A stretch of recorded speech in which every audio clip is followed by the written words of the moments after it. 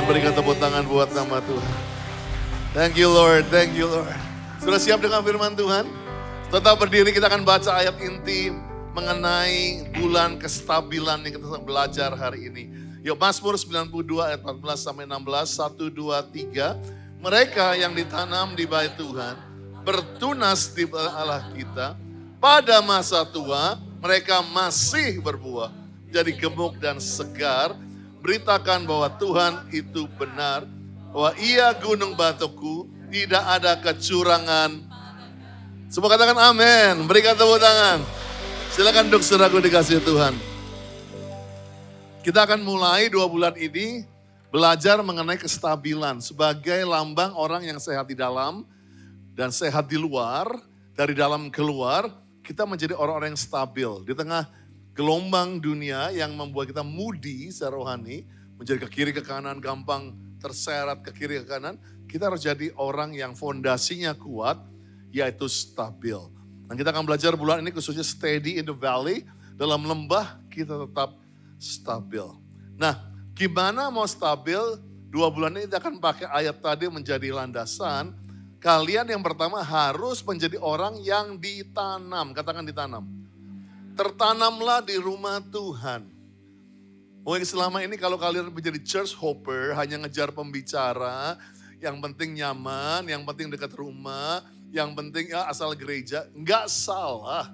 Tapi kalau mau lebih stabil, lebih mau terpelihara luar dan dalam, kita harus tertanam. Mau gereja kecil kayak, mau gereja besar, no perfect church, nggak ada gereja yang sempurna, tapi pilih, putuskan. Seperti Yosua, aku dan seisi rumahku akan beribadah kepada Tuhan. Jadi tunjukkan atau putuskan kamu harus ditanam. Dan ditanam ini perlu 2 faktor.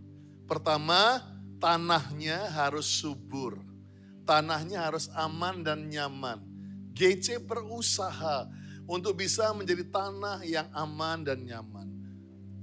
Walaupun kami jauh dari sempurna, saya selalu bilang kepada para co-leaders, yuk terus usahakan setiap komunitas kita, grow women, grow men, grow couple, grow senior, grow connection.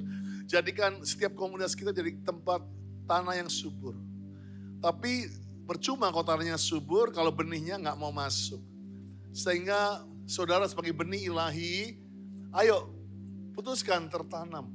Putuskan untuk masuk ke dalam tanah yang Tuhan siapkan. Nah, orang yang ditanam, dia akan bertunas, katakan bertunas.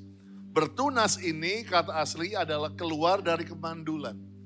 Ada tunas artinya ada bakal buah, ada cikal anak-anak rohani, ada sesuatu yang keluar dari kemandulan. Sebab itu kalau selama ini hidupmu merasa mandul secara rohani, kau kayaknya gak bisa berbuah, rasanya kayak dikutuk hidupku. Kau perlu ditanam di komunitas yang sehat, supaya engkau bisa bertumbuh dan akhirnya engkau bertunas. Kenapa? Karena pada masa tua pun, udah bertahun-tahun melayani pun, udah umur senior pun, kita masih berbuah. Katakan amin.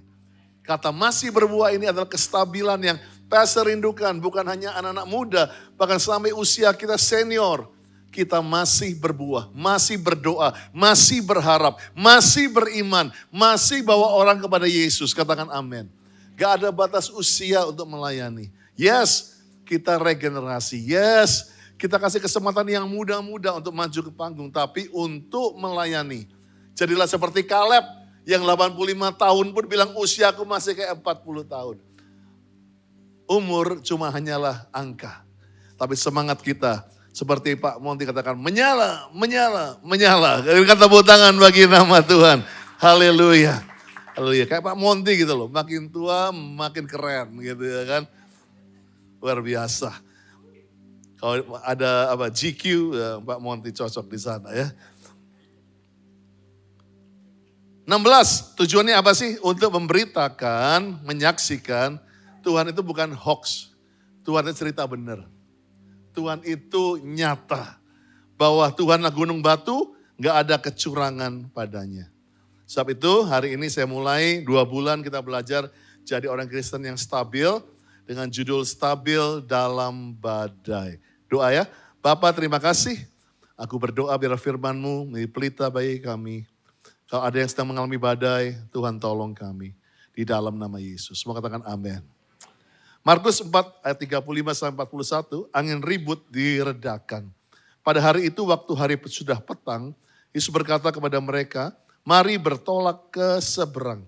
Mereka meninggalkan orang banyak itu, bertolak dan membawa Yesus beserta dengan mereka dalam perahu di mana Yesus telah duduk. Perahu-perahu lain juga menyertai dia. Lalu mengamuklah tiba-tiba taufan yang sangat dahsyat dan ombak menyembur masuk ke dalam perahu. Sehingga perahu itu mulai penuh dengan air.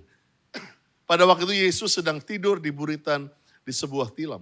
Maka murid-muridnya membangunkan dia dan berkata kepadanya, Guru, engkau tidak peduli kalau kita binasa. Ia pun bangun, menghardik angin itu dan berkata kepada danau itu, diam, tenanglah. Lalu angin itu reda, danau itu menjadi teduh sekali. Lalu ia berkata kepada mereka, mengapa kamu begitu takut? Mengapa kamu tidak percaya? Mereka menjadi sangat takut dan berkata seorang kepada yang lain, siapa gerangan orang ini sehingga angin dan danau pun taat kepadanya. Semua katakan amin. Saudaraku, cerita ini menceritakan bagaimana Yesus, kalau saudara baca di Markus 3, dia sedang dipakai Tuhan dengan dahsyat. Markus 3, istilahnya dia mulai terkenal. Di sosmed waktu itu semua Jesus. Oh, setiap KKR-nya, setiap dia buka rumah, pertemuan, semuanya penuh. Orang bahkan duduk sampai keluar. Saudara lihat bagaimana harus jebol atap. Semua orang berseru-seru, Jesus, Son of David, have mercy. Saudara lihat waktu itu dia sedang on the top. Followersnya lagi banyak. Tapi satu pelajaran yang luar biasa. Yesus mengajarkan bahwa dia gak cari hype. Dia gak cari terkenal. Justru di tengah semua itu tiba-tiba dia bilang, mari bertolak ke seberang. Para murid bilang, ngapain ke seberang? Di sini kami sedang menikmati ruang VIP, menikmati karpet merah, menikmati ketenaranmu Yesus. Tapi itu pelajaran pertama untuk gereja di akhir zaman ini. Bahwa Tuhan Yesus gak mau gereja cuma jadi gereja hype. Gereja yang cuma ngetop, gereja yang cuma hanya keren di sosial media. Tetapi gereja menjadi tempat orang ketemu dengan Tuhan. Katakan amin. Gak ada yang salah untuk perbaiki production. Gak ada yang salah untuk bagus di sound. Gak ada yang salah bagus di kamera dan semuanya ini. Tetapi itu bukan menjadi the main portion of the church. Gereja harus menjadi tempat di mana Yesus yang ditinggikan. Dan kalau semua tahu ceritanya, dia bertolak ke seberang untuk satu jiwa, yaitu orang di Gerasa yang gila itu. Saudara bisa bayangkan, dia tinggalkan ribuan orang yang mengeluh-ngeluhkan dia, mencari seorang yang begitu ditinggalkan. Gereja diingatkan bahwa it's not about ruangan tadi, it's nothing. Kalau isinya cuma pindahin gereja orang lain ke situ, katakan amin. Katakan amin dong. Kita lebih gede bukan pindahan gereja lain. Tapi yuk bawa satu orang gak kenal Tuhan. Kalau setiap saudara punya janji Tuhan. Satu orang Gerasa aku bawa ke kebaktian. Saya percaya tempat itu gak akan cukup. Karena jiwa-jiwa yang penuhi. Orang yang hilang pulang. Berikan tepuk tangan bagi nama Tuhan. So tempat yang baru tadi saya harapkan gak jadi tempat gaya-gayaan buat kita. Tapi justru kesempatan buat kita memenangkan jiwa buat Tuhan. Katakan amin. Nah, saya ini punya sedikit saya bilang keberuntungan atau orang bilang mungkin kelemahan. Saya ini kalau naik pesawat, begitu pasang seat belt, langsung tidur saudaraku. Saya ini lupa kiri kanan dan gak hanya tidur, saya start sounding, mulai ngorok saudaraku. Jadi istri sekarang senggol, lu belum apa-apa udah berbunyi katanya begitu. Dia senggol saya, dia mau foto, gue udah tidur sering kali. Itu saya gak tahu kenapa ya. Begitu duduk pasang seatbelt, I'm just gone dia. Tapi I really enjoy.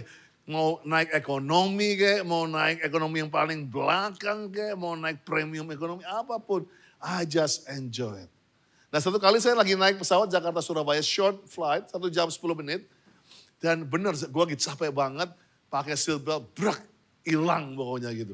Dan Begitu mendarat, gue baru sadar di Cengkareng. Saya kaget, lebih kaget lagi lihat orang sebelah saya lagi pelototin saya atas bawah begini, begitu. Pelototin, saya pikir langsung, Pak maaf ya, saya ngorok, Bapak gak bisa tidur ya. Iya juga sih, tapi bukan itu katanya. Tadi pesawat kita ngalami turbulence yang buat saya terhebat, paling menakutkan. Satu pesawat doa Pak, pramugarinya pucat. Saya lihat Bapak tidur ngorok katanya. Saya bingung Pak, saya udah tulis wasiat bahkan, saya ada tisu, tulisannya beneran. Dan dia bilang, tapi saya lihat Bapak tenang, itu goyang, makin goyang, Bapak makin menikmati. Bahkan ngiler sedikit katanya begitu saudaraku. Well, waktu saya dengar itu seringkali, saya nggak mengentengkan turbulence, badai. Saya tidak menolkan apa yang sedang kamu hadapi. Karena saya nggak tahu apa yang kamu hadapi. Tapi saya tahu 2026 ini super typhoon. Kalau ngomong ekonomi itu udah storm over the storm. Sesuatu yang begitu goyang, earthquake yang udah 10 skala Richter mungkin. Kalau sampai nelayan para murid Tuhan, kalau nelayan sampai ketakutan, sampai lupa membangunkan Tuhan, kamu mau gua mati ya? Itu saya percaya bukan cuma ombak setengah senti bro. Itu udah tsunami. Udah gede banget. Kalau nelayan sampai ketakutan seperti itu, kayak kalian masuk pesawat, dengar pilotnya bahasa roh. Artinya lu better keluar cepat-cepat karena dia ketakutan begitu. Kalau sampai pilot aja ngeri, apalagi kita. Nah, sebab itu pastor ngomong ini bukan mentengkan apa yang kalian hadapi. Tapi dunia perlu lihat orang-orang tanda kutip. Sampai orang itu bilang sama saya, Bapak kayak orang yang gak normal Pak. Orang turbulence Bapak bisa tidur. Bisa ke dunia hari-hari ini? Karena normalnya hari ini orang lagi stres, orang lagi banyak pergi ke terapi, banyak orang yang panic attack, banyak orang yang mau jumping dari gedung-gedung bertingkat. Hari normalnya adalah putus asa dan bunuh diri. Tapi kalau kita masih bisa kumpul di sini, berkata Tuhan itu hebat, Tuhan itu dahsyat. Mungkin gak normal bagi dunia, tapi itulah yang dunia perlu dengar. Bahwa Yesus lebih dari segalanya. Kok saya dengar aminnya dikit gitu ya. Amin. Kita kadang jadi terlalu normal bagi dunia. Kita jadi terlalu sama. Ya maksudnya supaya gue supaya nyambung begitu. Tapi kita gak boleh sama dengan dunia. Dunia harus biasa seperti Bapak tadi bilang. Kau gak normal ya. Tahu gak bahwa jadi orang Kristen ke gereja apalagi jam 6 sore seperti ini. Yang harus orang lagi ngantri Spider-Man. Lu nonton ke sini. Di antara 8 miliar manusia yang begitu banyak. Kenapa kita yang dipilih bisa ngerasakan. And now, let the weak say I am strong. Kenapa kita yang bisa bilang aku punya Tuhan yang besar. Untuk jadi orang yang ngerasain kasih Tuhan. Dikasih Tuhan di zaman ini lebih langka daripada menang lotre saudaraku. Saya bersyukurlah kalian bukan orang yang sial. Bukan orang yang gak beruntung ada di tempat ini. Tapi orang-orang pilihan. Orang-orang yang dikasihi. Orang yang disayang Tuhan. Come on yang percaya berikan tepuk tangan. Seringkali orang di luar sana bilang, aku kepingin gitu. Ada orang-orang yang di rumah sakit jiwa. Dibelenggu oleh jaket yang karena mau berontak, mau teriak-teriak. Orang yang kena overdosis. Why? Bukan kita yang di sana. Tapi kenapa kita yang di sini? Karena Tuhan punya rencana, maksud yang dahsyat buat saudara. Tuhan itu selalu kasih tujuannya. Semua bilang tujuannya. Tuhan tahu tujuannya. Bahkan ada kata predestined. Artinya sebelum kamu lahir pun Tuhan udah tahu kamu akan jadi apa, punya nama siapa, nanti akan married dengan siapa, pekerjaannya apa hari ini. Tuhan tahu. Yang percaya katakan amin. Sebelum kita sadar, Tuhan sudah tahu. Dia udah predestined. Bahkan di kayu salib, makanya dia tahu siapa yang akan duduk Tanggal 2 Agustus 2026 sampai jam 6 sore.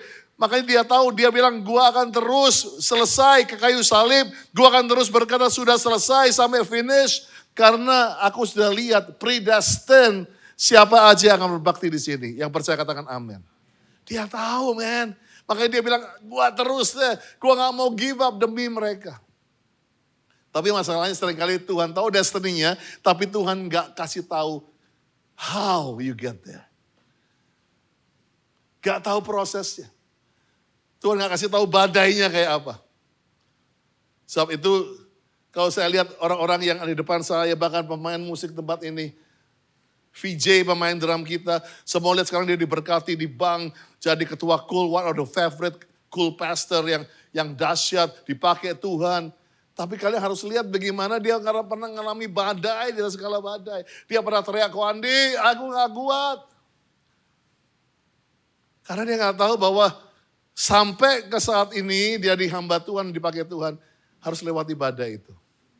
Yang di depan ini semua harus lewati badai. Harus lewati masa-masa di mana rasanya kok, kenapa harus terjadi dengan saya? Tapi lewat badai itu, mereka justru menjadi lebih kuat. Awal memang selalu lancar jaya. The beginning always smooth. Waktu mereka mulai berlayar, tenang banget. Seperti kayak gambar-gambar poster perkawinan ya kan. Pre-wed gitu lagi di atas kapal, gandengan, laut yang tenang. Kami siap menghadapi future. Saya sering kali bilang pret begitu sering kali ya kan. Itu kan gambar begitu ya. Makanya jangan pernah beli buku yang ditulis, buku pernikahan sukses yang ditulis orang yang baru 3 tahun married. Itu hoax namanya. Belilah buku daripada The Montezuma yang 32 tahun sudah menikah. Tetap mesra, kapalnya tetap berlayar, bahkan berlayar makin kencang. Ya, luar biasa.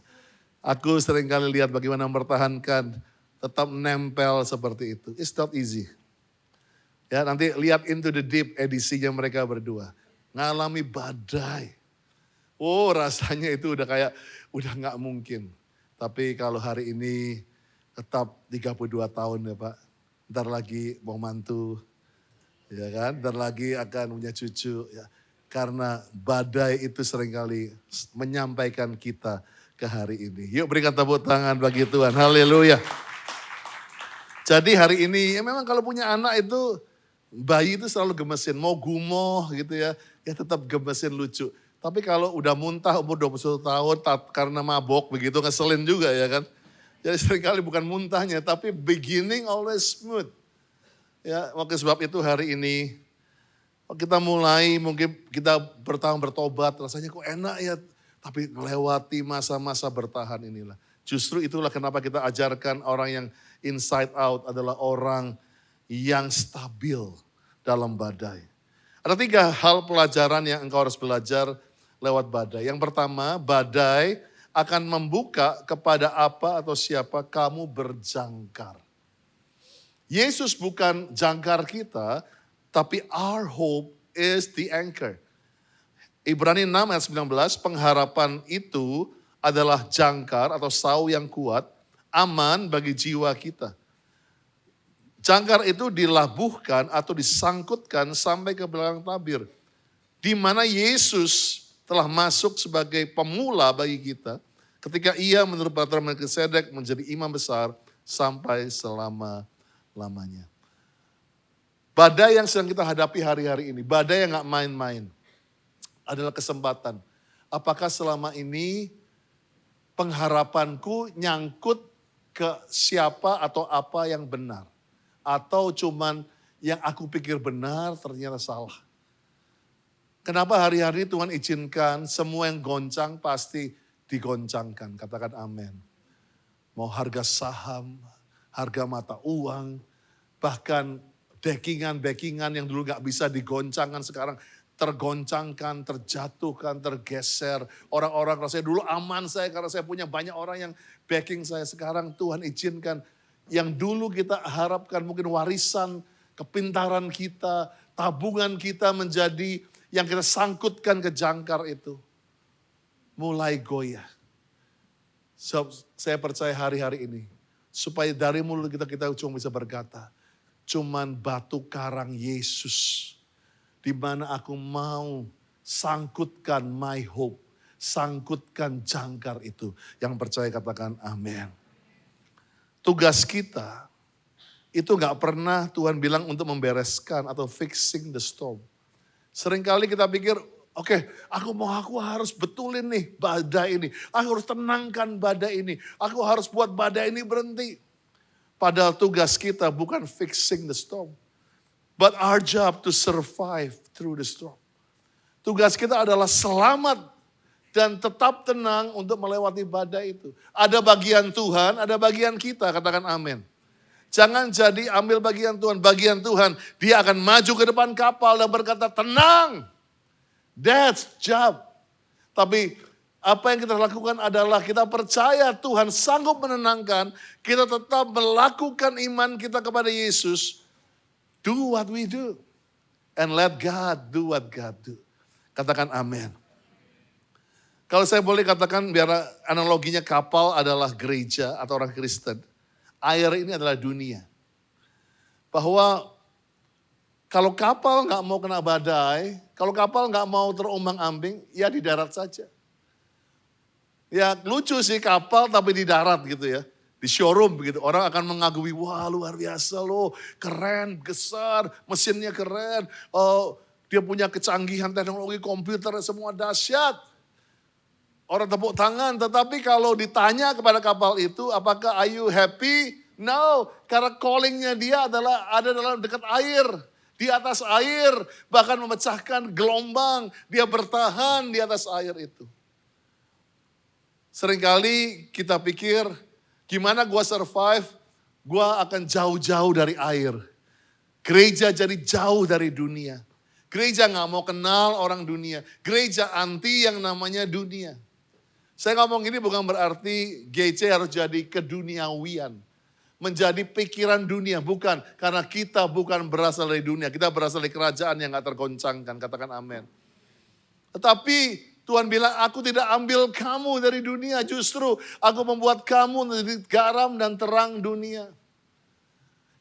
Sebab itu Tuhan izinkan kita ada di atas gelombang dunia yang makin gelo, yang makin naik. Tuhan izinkan kita seperti 1 Yohanes 2 ayat 15. Jangan kamu mengasihi dunia dan apa yang di dalamnya. Jikalau seorang mengasihi dunia, maka kasih Bapa enggak ada dalam orang itu. Sebab semua yang dalam dunia, keinginan daging, keinginan mata, keangkuhan hidup, bukan berasal dari Tuhan, melainkan dari dunia. Dunia sedang lenyap dengan keinginannya. Tapi orang yang melakukan kehendak Allah, katakan kehendak Allah, tetap stabil, steady, hidup selama-lamanya. Berikan tepuk tangan bagi nama Tuhan. Tapi yang justru kamu concern, waktu Markus 4:37 bilang lalu mengamuklah taufan sangat dahsyat. Ombak menyembur masuk ke dalam perahu. Sehingga perahu itu mulai penuh dengan air. Justru dunia harus hati-hati. Jangan izinkan air atau dunia mulai penuh atas gereja.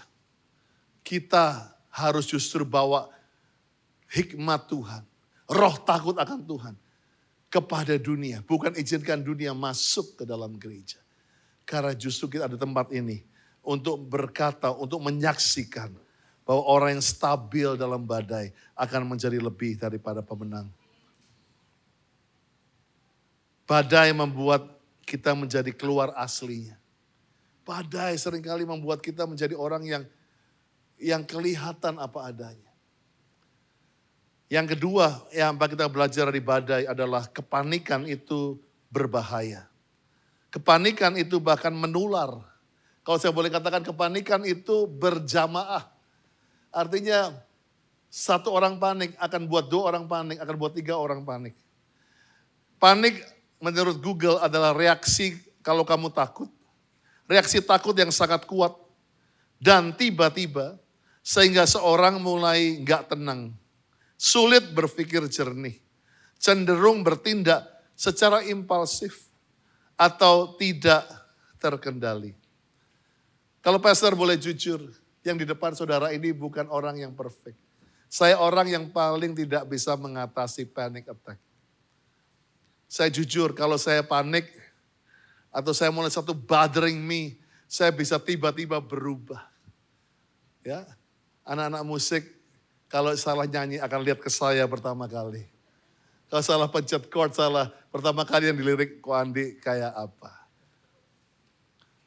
Karena saya terus terang orang yang kelihatan kalau lagi panik. Pastor-pastor saya bilang, wah kalau Ko Andi lagi panik, jangan di kamar jadi ya. Kita keluar dulu supaya dia tenang dulu. Makanya Tuhan tahu, orang yang sangat tidak sukses, seringkali saya kalah dalam panik. Tuhan kasih obat penenang namanya Lia Cokro selama 30 tahun dalam hidup saya. Tuhan kasih seorang yang ngerti nenangin monster panik ini, saudaraku. Karena kalau saya pulang, apalagi dulu waktu masih kerja, kalau sudah pusing dan panik, rasanya udah sumpek. Wah itu pulang saya seperti kayak bom mau meledak. Semua jadi salah buat saya. Semua makanan jadi gak enak. Semua yang rumah jadi gak rapi. Udah rapi jadi gak rapi rasanya. Semua yang benar jadi salah di hadapan saya. Saya jadi orang yang panik. Ya, akhirnya menular, istri saya jadi panik. Karena istri saya jadi panik, akhirnya buat anak-anak saya jadi panik juga. Jadi marah-marah, anak saya jadi marah-marah, akhirnya marah ke mbak-mbak di rumah. Mbak-mbak marah-marah, akhirnya marah juga ke anak bul saya. Anak bul saya marah-marah juga dan kejar kucing tetangga, saudaraku. Maka seringkali saya bilang lebih baik kalau saya udah panik, langsung ke kucingnya aja. Supaya gak berdosa menghadapi orang-orang yang lain. Langsung marahin kucing aja begitu. But that's me. I'm learning. Waktu masalah semua tahu diganti, bagaimana kita harus pindah. I have panic attack. Dan orang yang panic attack adalah orang yang paling ngeri. Karena panik itu nular. Ingat, dikatakan murid-muridnya membangunkan dia. Gak cuma satu murid loh. Panik itu berjamaah. Husband, wife, anak-anak semua panik. Yang harusnya berdoa bareng justru lagi panik bareng. Membangunkan, Tuhan kamu mau buat kami mati ya? Panik membuat kita lupa bahwa Yesus ada dalam kapal kita. Panik buat saya lupa waktu itu bahwa Yesus juga gembala buat GC, bukan hanya gembala buat gereja yang lain. Saya lupa bahwa dia juga care sama jiwa-jiwa di sini. Maka Tuhan punya cara yang luar biasa. Untuk membentuk saya yang orang yang sangat kena panic attack ini. Untuk lebih bersandar kepada Tuhan. Kita bisa nyanyi di gereja. Immanuel, Immanuel. Tapi kita gak merasakan Tuhan hadir bersama kita. Kita bisa nyanyi, aku punya Tuhan yang besar. Tapi kita gak merasakan kebesarannya Tuhan. Saya cuma bilang seperti ini. T.D. Jakes pernah bilang, kehadiran Tuhan lebih dari 1000 kata penjelasan. Daripada kita sibuk bilang, Tuhan jelasin kenapa gua harus lewat badai ini. Tuhan jelasin kenapa aku layak dapat masalah ini, badai ini. Sibuklah untuk tahu hadirnya Tuhan lebih daripada 1000 kata penjelasan. Kita gak bisa ngerti why Ayub ngalamin badai. Kita gak tahu kenapa orang benar ngadapin masalah kayak gitu. Kita gak pernah mengerti penjelasan apapun. Yusuf yang dipilih Tuhan justru masuk sumur difitnah. Kita gak ngerti kenapa Daud yang diurapi justru jadi buronan oleh Saul. Kita gak pernah ngerti. Tapi biarlah hari ini kita gak perlu ngerti why the storm happened to me. Tapi make sure God is with us.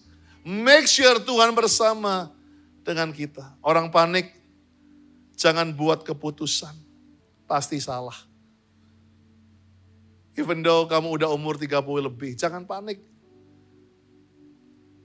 Jangan panik soal jodoh. Jangan panik, oke siapapun yang keluar dari WC adalah jodohku. Bukan. Itu bukan cara Tuhan. Orang panik jangan banyak ngomong, pasti nyakitin. Banyak orang karena panik, karena season of pressure, keluar dari hubungan, keluar dari pelayanan, keluar dari panggilan. Tunggulah sampai Tuhan menenangkan badai baru ambil keputusan. Panik itu menular. Tapi kabar baiknya damai sejahtera lebih menular lagi. Suami-suami jangan pulang bawa panik. Bawalah kue tio sapi. Lebih baik. Tapi lebih baik kamu bawa damai sejahtera pulang. Bawa damai sejahtera pulang. Ya bangkit berdiri sama saya. Yang ketiga kita belajar dari badai. Badai itu menghantar kita ke sesuatu yang lebih besar, sesuatu yang lebih jauh. Tanya hamba-hamba Tuhan ini semua. Saya ingat waktu Peter harus antar Sila ke Penang untuk, ingat ya Pete ya, badai kanker itu. It's not easy untuk dia bertahan di situ. Tapi kalau sampai hari ini Peter masih bisa melayani dan tetap percaya karena Tuhan in control. Yes, Sila harus ngelewati berbagai macam treatment. Tapi sampai hari ini Sila tetap melayani Tuhan, tetap menjadi ibu yang dahsyat, menjadi istri yang baik buat Peter. Dan kita lihat semua badai itu. Gak bisa dijelaskan why. Tapi saya ingat Peter pernah bilang, God with us, Kondi. Tuhan yang bersama dengan kita. Badai bagi Raja Wali adalah kesempatan buat dia terbang lebih jauh. Lihat badai ini supaya berkatnya lebih besar, tugasnya lebih besar, kasih karunia lebih besar, kekuatannya juga lebih besar. Berikan tepuk tangan bagi nama Tuhan.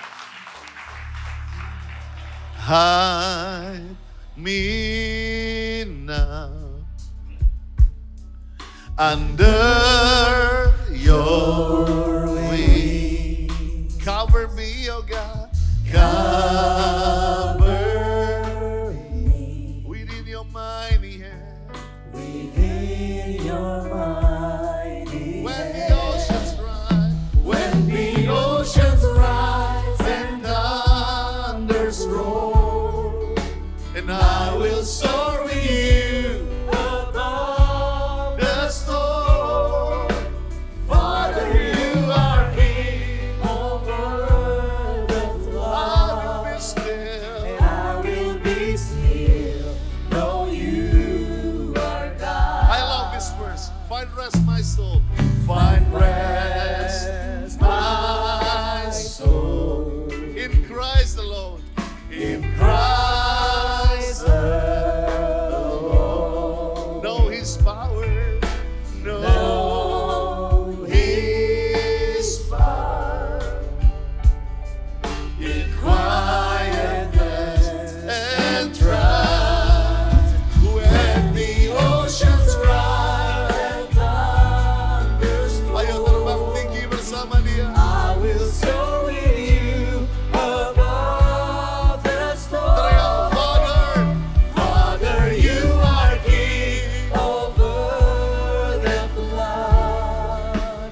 I will be still, know you are God. Di saat badai. Di saat badai bergelora, ku akan terbang bersamamu. Bapa kau Raja atas semesta, ku tenang sebab kau Allahku.